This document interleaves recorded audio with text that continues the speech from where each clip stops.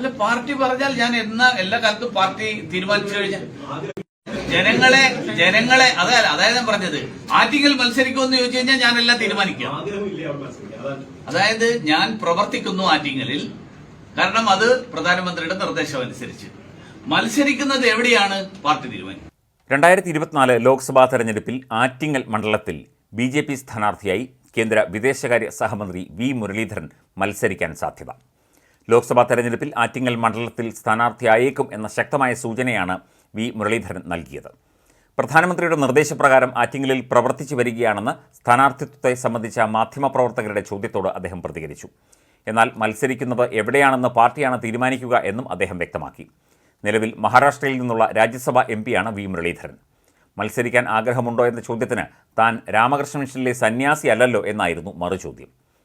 കോൺഗ്രസിൻ്റെ അടൂർ പ്രകാശാണ് നിലവിൽ ലോക്സഭയിൽ മണ്ഡലത്തെ പ്രതിനിധീകരിക്കുന്നത്. 2019 ലോക്സഭാ തെരഞ്ഞെടുപ്പിൽ സമ്പത്തിൽ നിന്ന് അടൂർ പ്രകാശ് മണ്ഡലം പിടിച്ചെടുക്കുകയായിരുന്നു. ശോഭാ സുരേന്ദ്രനായിരുന്നു കഴിഞ്ഞ തവണ BJP സ്ഥാനാർത്ഥി. 38,000-ലേറെ ഭൂരിപക്ഷത്തിലാണ് അടൂർ പ്രകാശ് ആറ്റിങ്ങലിൽ ജയിച്ചത്. മൂന്നാമതുള്ള ശോഭാ സുരേന്ദ്രൻ ഇവിടെ 2,48,000-ലധികം വോട്ടുകൾ നേടിയിരുന്നു.